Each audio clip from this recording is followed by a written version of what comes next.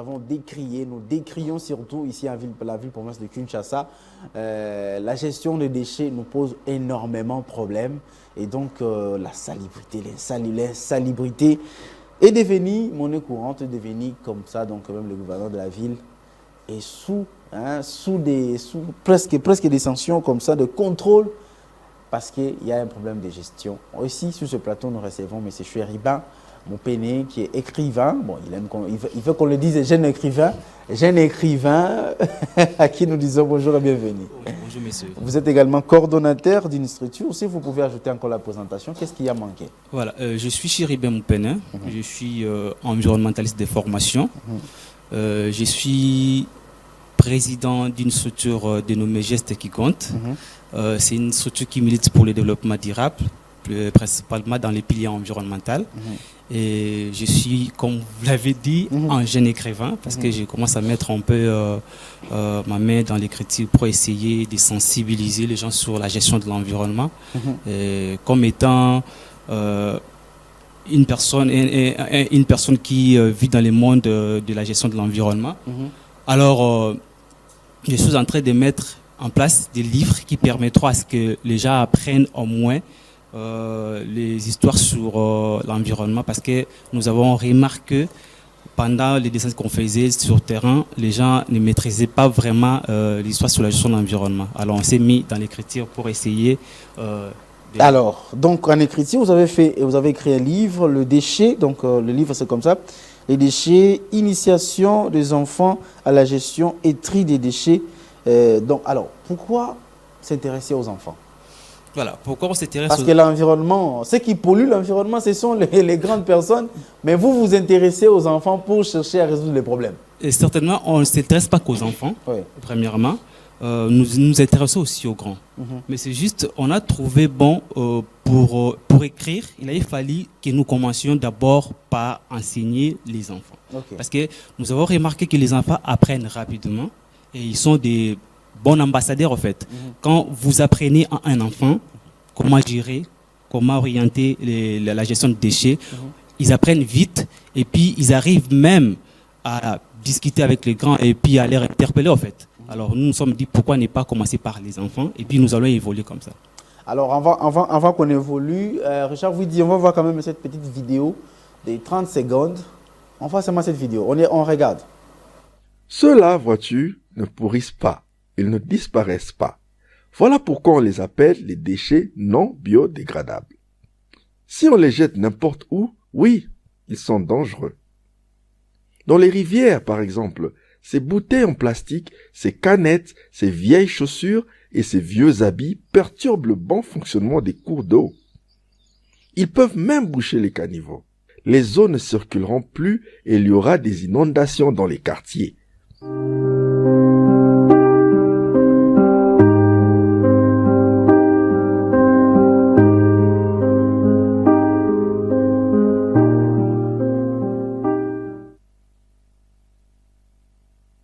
Vous dites que là, tout passe par l'éducation. Est-ce que vous pensez que ces personnes, parce qu'ils ne sont pas été éduqués dans l'environnement? Bon, je crois, premièrement, ils ne sont pas éduqués sur la gestion de l'environnement. Parce qu'une personne éduquée, qui sait gérer, qui sait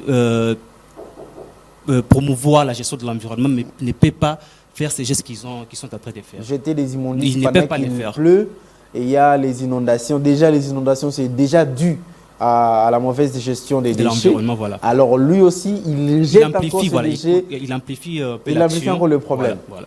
Donc, c'est un problème d'éducation. C'est un problème d'éducation.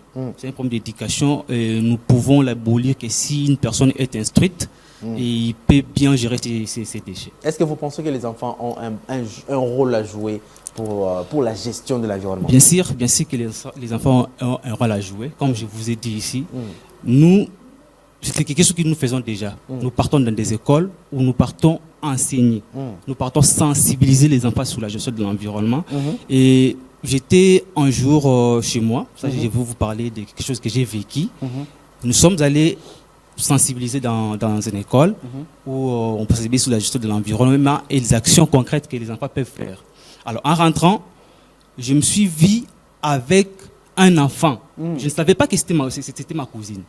Je suis allé quelque part où sa mère jetait des immondices. Elle a interpellé sa mère de ne pas jeter les immondices à l'extérieur de la parcelle. Ok. Vous voyez, pour dire que les enfants ont un rôle à jouer.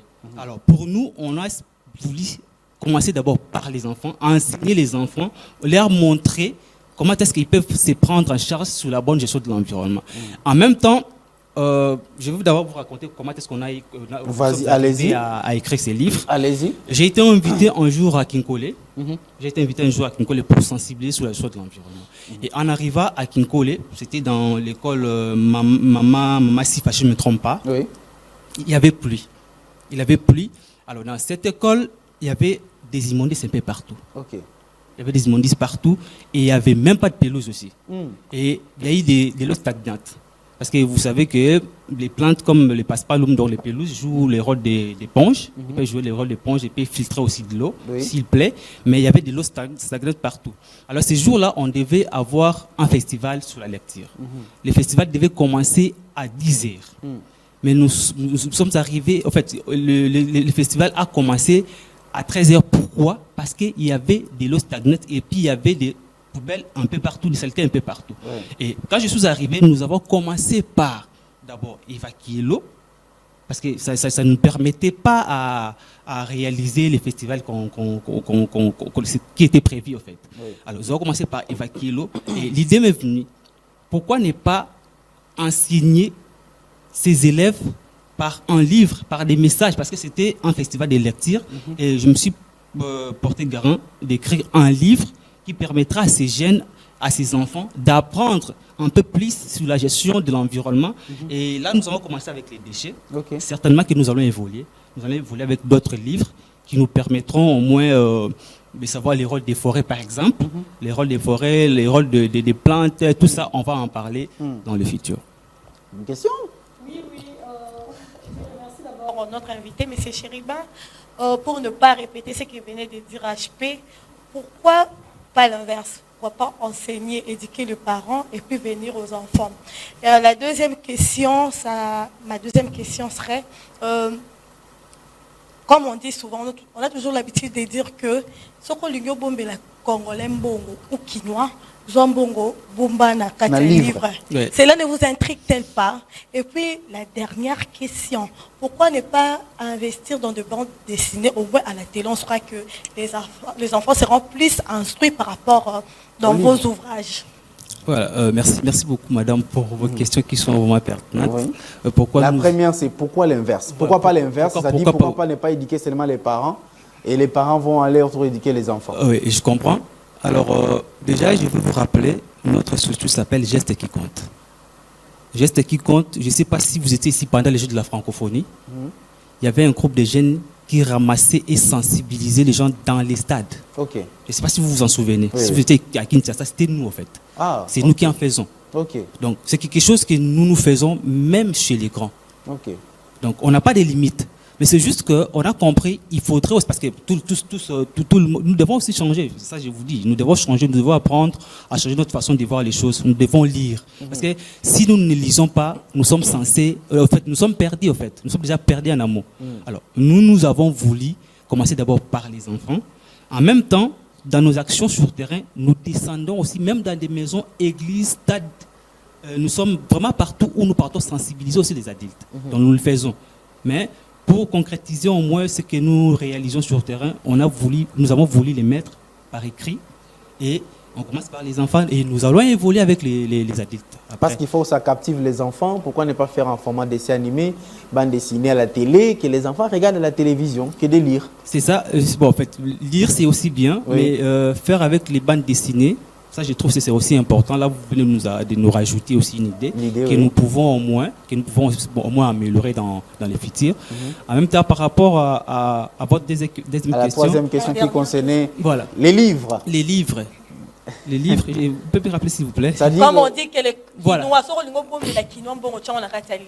venais de dire tantôt. Si nous voulons aussi évoluer, nous devons apprendre à lire. Nous devons lire. Parce qu'il y a beaucoup d'histoires qui sont cachées dans des livres que nous négligeons. regardons seulement l'état de nos villes. Regardons l'état de nos quartiers, de nos avenues. Il y a des histoires que nous pouvons bien maîtriser aujourd'hui qui sont cachées dans des livres. Alors, si on prend l'état des livres, vous allez voir que nous allons évoluer aussi. Nous allons développer notre capacité intellectuelle à faire des choses autrement qu'à voir que des histoires sur TikTok, vous voyez, sur TikTok, sur les télés que nous regardons chaque fois, les mabouks et tout ça. Nous devons changer notre façon de voir les choses et notre façon de concevoir les choses. Donc c'est un peu ça. Voilà.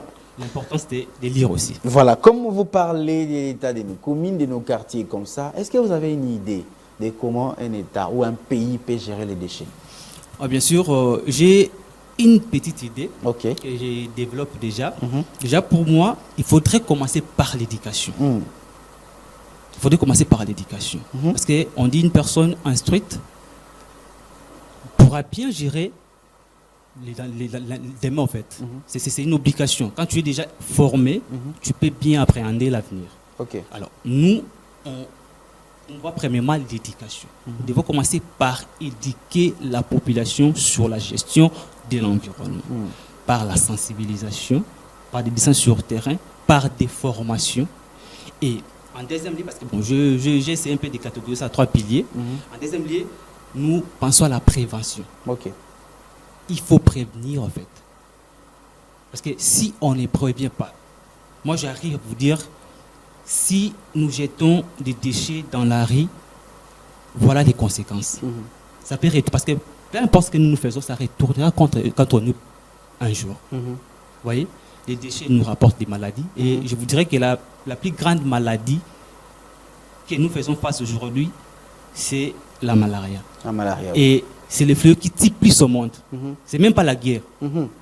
La maladie liée à l'environnement tue plus que la guerre.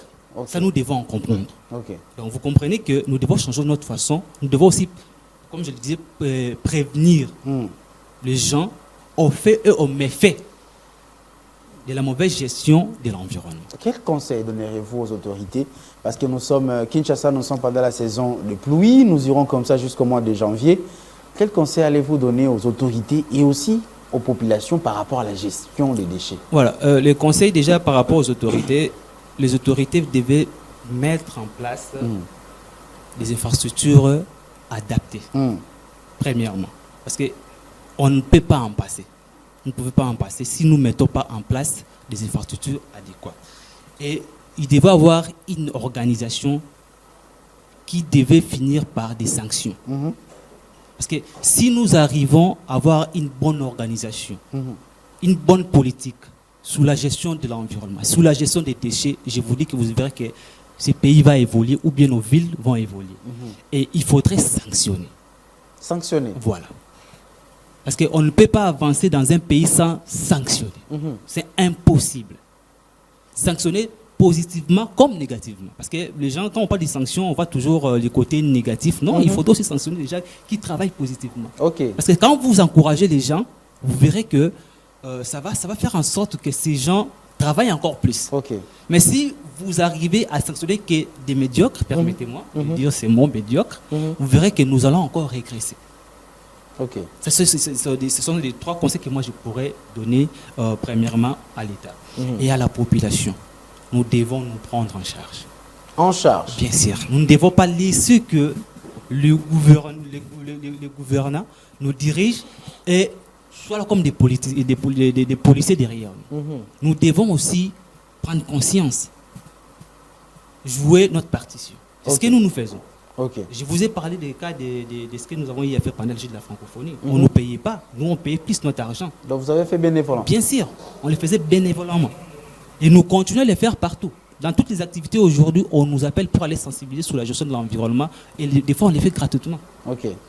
Pourquoi? Parce que nous avons besoin que les gens comprennent au moins qu'est-ce qui peut sortir si nous gérons mal nos déchets. Voilà, on y va avec cette question, on va chuter Charmela. Ok, merci beaucoup HP pour la parole. J'allais demander à notre invité, M. Chéribin, vous avez parlé de la prévention, vous prévenez. Oui.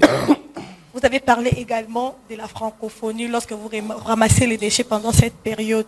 Qu'est-ce que vous avez fait concrètement de ces déchets? Vous recyclez, vous faites comment? Parce qu'aujourd'hui, si vous parlez, nous sensibilisons. de ne pas jeter des sachets de déchets partout. Si ces gens-là vous contactent, qu'est-ce que vous allez faire de ces déchets concrètement? Voilà, il y a une phase que je ne vous ai pas parlé, je ne vous ai pas dit. Je venais de mettre en place une entreprise, c'est une jeune entreprise que je venais de mettre en place qui travaille dans ce sens. Donc nous recyclons les déchets. Nous recyclons les déchets. Quand nous partons quelque part et nous arrivons à ramasser et à récolter des déchets, nous partons les recycler. C'est encore jeune, mais nous avons déjà un projet bien établi où on peut faire des choses qui peuvent émerveiller les Congolais. Parce que derrière moi, je ne suis pas seul. J'ai un groupe, au moins plus de 15 environnementalistes dont je travaille avec eux. 15 environnementalistes, je travaille avec eux. Et nous avons des projets que nous avons réalisés. Nous avons tiré des rivières. Nous avons recyclé des déchets en pavés, en pots de fleurs. Et là, nous avons aussi une vision pour recycler des déchets biodégradables pour d'autres faits en fait. Par exemple pour la cuisine, tout ça, ce que nous faisons. Parce que la maîtrise, la connaissance, nous en avons. On a la connaissance, mais juste que des moyens qui nous manquent encore. Mais nous sommes en train de mettre ces projets petit à petit pour essayer de subvenir aux besoins de la population congolaise. Le 6 décembre, c'est le vernissage du livre. Qu'est-ce qui est prévu le 6 décembre? Où ça sera? L'activité se tiendra où? En fait, nous serons à la bibliothèque urbaine de Kinshasa, au niveau de la Premièrerie, médiathèque. Donc nous serons là-bas. Et là, il y aura juste une présentation pour moi de livre qui sera présentée par le ministre professeur Thierry Tango Tabou, qui est le chef de département des sciences de l'environnement à l'université de Kinshasa. Et il y aura des échanges que nous allons essayer de partager de l'expérience que nous avons eu à réaliser sur le terrain. Il y aura des intervenants aussi d'autres associations qui vont intervenir pour essayer de vendre l'image de ce qu'ils réalisent. En même temps, il y aura aussi quelques autorités que nous avons invitées, s'ils seront là, qui vont aussi prendre la parole, qui vont essayer de parler de ce qu'ils ont réalisé et puis créer un groupe des gens qui veulent en sorte que le pays développe pour le bien-être de la population congolaise. Alors, la maison d'édition, il y a aussi Madame Julie qui vous soutient. On peut parler 2 minutes, vous parlez d'eux? 30 secondes même. Merci. Madame Julie, que j'ai sali, c'est une mère. D'ailleurs, c'est elle qui m'a vu. C'est elle qui est venue vers moi. Et vraiment, je commencerai par la remercier. C'est une dame qui soutient la jeunesse congolaise, que nous sommes. Elle vit aux États-Unis, mais elle a une née ici en RDC. Elle m'a vu en train de curer des rivières, elle m'a vu en train de nettoyer, elle m'a vu en train de curer, je parlais de curage d'une école. Elle m'a approché. Vous voyez, c'est elle qui est venue vers moi. Et voilà, et regardant un peu de loin, elle est venue vers moi et m'a dit, Chéri, tout ce que tu as envie de faire, j'aimerais bien qu'on écrive. Alors propose-nous quelque chose. Voilà comment est-ce que vous avez commencé à écrire. Voilà comment est-ce que j'ai commencé à écrire par son vouloir en fait. Vous voyez que c'est une personne dont je ne sais pas comment parler d'elle, comment est-ce que je pourrais aussi la remercier. Donc des fois je manque même des mots quand je sais un peu dépasser ce qu'elle a fait dans ma vie, parce que je ne m'attendais pas un jour que je pourrais écrire un livre. Et d'ailleurs, je vous dis que nous avons beaucoup de thèmes que nous avons déjà eu à développer, qui vont suivre. Ça, c'est pour les enfants. Il y aura aussi pour les adultes. Et nous allons nous imposer pour que ça entre dans des maisons et que les gens apprennent à lire. Parce que sans cela, nous ne pouvons pas avancer. Voilà, vous avez aussi un ONG, on en parle 30 secondes aussi pour ça. Bien sûr. Qu'est-ce que vous faites réellement dans cette ONG? Je ne peux pas manquer de parler de mon ONG, qui est Geste qui compte. Geste qui compte, comme je l'ai dit au début, c'est une structure qui milite pour le développement durable. Nous sommes dans les reboisements, nous sommes dans la gestion de l'environnement par l'assainissement, par le recyclage des déchets, nous sommes aussi par la sensibilisation. D'ailleurs, ce que nous sommes en train de faire actuellement, c'est aussi par rapport à la sensibilisation que nous essayons de faire avec mes collaborateurs qui sont un peu éparpillés. Et je vous dirais qu'actuellement, nous ne sommes pas qu'à Kinshasa. Nous sommes dans les Kwango. Nous sommes aujourd'hui à Mbujimaï. Nous sommes aussi à Mwanda. Il y a des jeunes qui nous suivent et qui veulent faire comme nous. Et on ne peut pas aussi chercher à retenir ou à garder ça pour nous. Ça prend un peu les licences comme ça. C'était les mois passés que nous étions à Kenge. Nous sommes allés installer et nous avons mené des actions à Kenge. Et c'est des Kenge qui continuent à le faire. Et pour ces Mbujimaï, nous sommes en train de voir comment est-ce que les gens peuvent nous aider à aller jusqu'à Mbujimaï pour aller aussi installer Geste qui compte là-bas. Parce qu'ils ont déjà commencé des activités, mais ils attendent à ce que nous, de Kinshasa, aillent jusque-là pour aller installer la structure. Et à Mwanda même, avec M. Magala, qui est aussi l'initiateur de Juste qui compte, que j'ai sali depuis Mwanda. Et donc, ça, on fait ça. Merci, Chérubin Moupene. Merci d'être passé. Mais je vais vous demander de regarder cette caméra-là, je suis en face de vous. Vous faites un message. À ce moment, oui, les enfants sont à l'école, mais il y a les parents qui nous suivent ici. Mais à ce moment, mais également, les enfants vont nous suivre également sur YouTube. Ils vont suivre cette vidéo. Vous faites un message de sensibilisation aux parents et aux enfants. Merci beaucoup, monsieur. Un message, il serait tellement court, parce que déjà, moi je me dis, mieux vaut les gestes que beaucoup plus de la parole. Parce que pour évoluer, nous, ici à Kinshasa, nous, au NDC, je trouve que nous parlons trop. Alors nous devons agir. Agissons ensemble. Et notre structure, ce n'est pas seulement pour les jeunes, c'est aussi pour vous les parents, c'est aussi pour les élèves.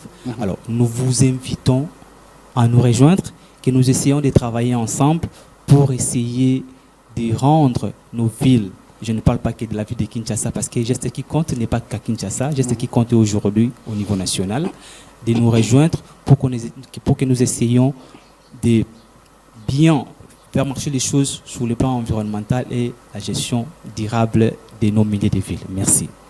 Merci beaucoup, M. Chérubin Moupene. Vous êtes l'auteur de ces livres. Est-ce que je peux voir encore la fiche de ces livres comme ça? Oui, il est auteur de ces livres ici. Je ne sais pas si la technique est en train, voilà, de ces livres-là, le déchet. Et donc, initiation des enfants au tri et à la gestion des déchets. Donc, vous pouvez vous en procurer parce que déjà, d'ici samedi, donc le 6 décembre, c'est le vernissage. J'allais oublier ça. Ça se vend aussi sur Amazon. Okay. Pour ceux qui sont au niveau international, ils peuvent aussi acheter ça au niveau de l'Amazon. On a essayé de mettre en sorte que tous ceux qui sont à l'étranger soient aussi libres et d'acheter en ligne. Ça, c'est le travail de Maman Julie, que je remercie. Voilà, le travail de Madame Julie, que nous saluons également M. Olivier Mwanakouba pour toujours la réalisation. Merci à toi, Richard Vidi. Merci à Jonas Minga. Joyeux anniversaire encore à toi, Jonas Minga. Donc, Jonas Minga. Journée à l'élève, Jonas Minga. Merci à toi. Merci également à Christian Bakabika. La direction de programme, la direction des productions, un grand merci. Et un grand merci au patron de la PES Télévision, M. Patrick Nganouchi Yoyo. Les 5 minutes qui nous restent, Richard Vidi, on se sépare par une très belle chanson. Et donc, je vous dis comme ça, Carmela. Obosani, M. Charles Mouzaïdi, notre chef, le directeur de chef de la rédaction. M. Charles, moi, je vous souhaite une bonne semaine, en tout cas à vous, un bon mois de décembre à vous, M. Charles Mouzaïdi Moulumba. Bon début du mois de décembre à vous tous, qui êtes toujours branchés à ces programmes Namasté chaque matin. Bon début du mois de décembre à vous. Et donc, nous pensons que la promesse au pasteur Basalaki Bisso le 31 décembre 2024. Le 31 à réveillon, na banzi ke ezoko kisama parce que tout ce na 30 jours. Ce qui est là ne kokisamité. Zongela pasteur. On va passer 30 jours. Merci. La chanson et ciao.